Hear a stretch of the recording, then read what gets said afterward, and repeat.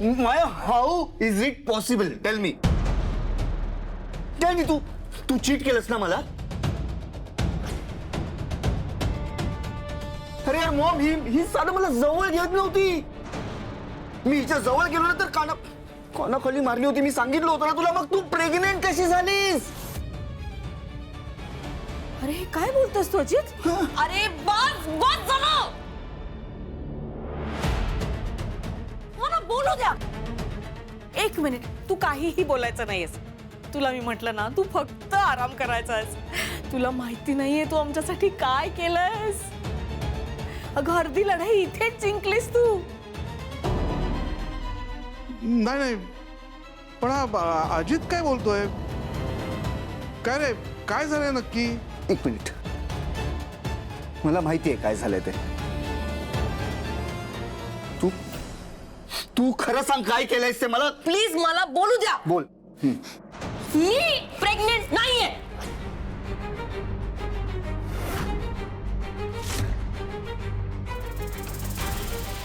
काय? तू प्रेग्नेंट नाहीयेस? हे तू प्रेग्नेंट नाहीयेस? अरे नाहीये मी प्रेग्नेंट. ते सांगण्याचा प्रयत्न करते, मी प्रेग्नेंट नाहीये. ओके, नाहीयेस. या वाक्याचा माझ्याशी काही एक संबंध नाहीये. अरे देवा, माझी सगळी स्वप्न धुळीला मिळाली. नशीबच फुटकर आहे माझा, नशीबच फुटका. आधी का नाही सांगितलंस तू? मग मला आधी बोलू का नाही दिलं? मी कधीपासून बोलण्याचा प्रयत्न करते की मी प्रेग्नेंट नाहीये. अरे बापरे, घरभर ही बातमी पसरली. आपण पेढे वाटलेत. ठीक आहे, घरभर पसरली ना. मी आता जाऊन त्यांना सत्य सांगून टाकते. एक मिनिट थांब. नाही. ए मॉम, का?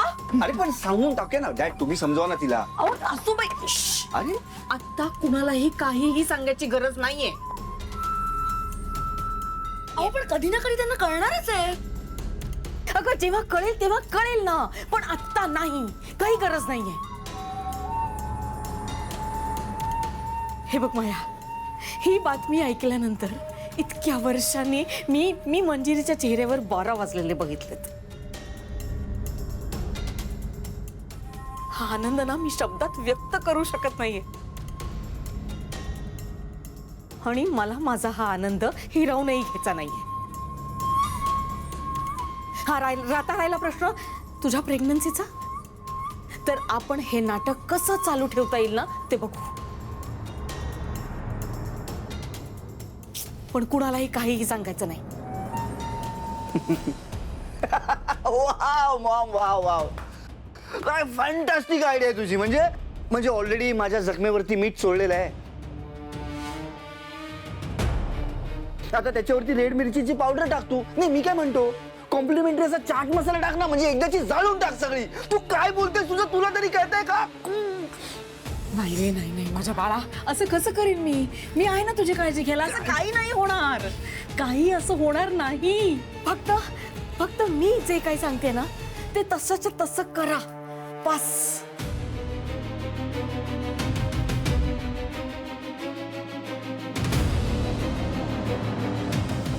काय प्लॅनिंग होतं तुझं अथर्व? हा, त्यांना बँगलोरला पाठवायचं, पण ते दोघं जर का तिकडे गेले असते तर हेच होणार होतं. ती माया आणि ती नर्मदा, त्यांचं हेच प्लॅनिंग सुरू आहे. कळत कसं नाहीये तुला? आणि तुझी बायको रामपुरे घराण्याची सून, ही मुलगी मनात राग धरून बसलीये आणि आपण आपल्या खानदानाचं नुकसान करतोय हेही कळत नाहीये तिला.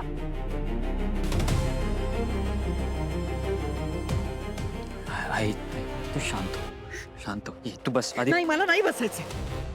कशी शांत होऊ मी अथर्व? त्या सगळ्यांना माहितीये की मीरा मूल जन्माला घालणार नाहीये याची खात्री पटली आहे त्यांना.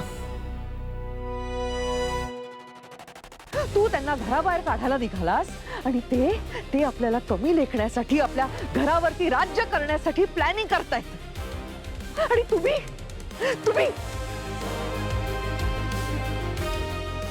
आई तू कुठला विषय कुठे घेऊन जातेस? तू ओव्हर थिंकिंग करतेस. तसं नाही अथर्व. तुला कळत कसं नाही अथर्व? वेळ फार कमी आहे आपल्याकडे. तू आणि मीराने मिळून काहीतरी निर्णय घ्यायला हवा, नाही तर भविष्य खूप भयानक आहे. तुम्हाला कळत कसं नाहीये? तुम्ही जर का मूल जन्माला घातलं नाही तर वेदाचे बाबा, वेदा तुमची खोलीत वाट बघते.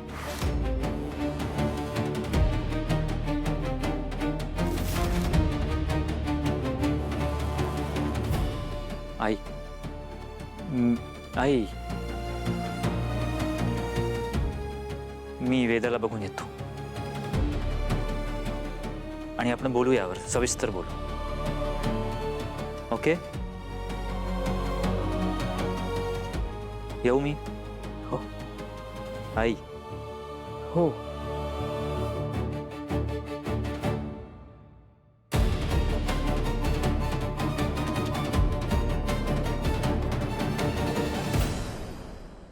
मंजिरी, बस करा आता. तुला काय वाटलं? तू तेच तेच बोलत राहशील तर मी मूल जन्माला घालेन? मूल जन्माला घालणं ही देवीने स्त्रीला दिलेली शक्ती आहे. तिच्या इच्छेविरुद्ध जाऊन काहीही होऊ शकत नाही. हे तर तुला माहित नसेल ना,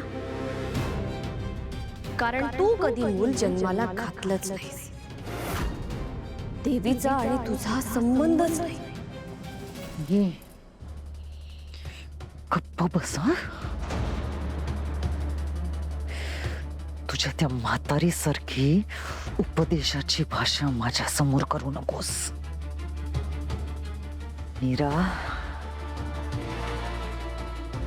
तुला दिलेली मुदत आता संपली. आता मी तुझ्या बापाला जिवंत सोडणार नाही. लक्षात ठेव, तुझ्या बापाचं शिर तुझ्या हातात दिल्याशिवाय मी शांत बसणार नाही.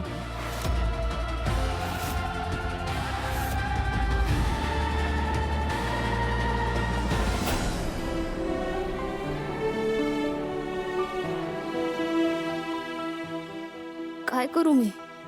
कोणाशी बोलू? ही म्हणते ते हिने खरंच केलं तर? देवी आई, मी अडकले.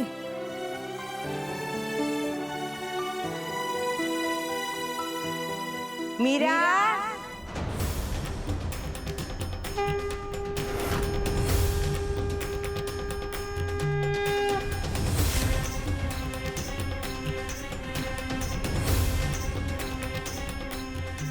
आजी,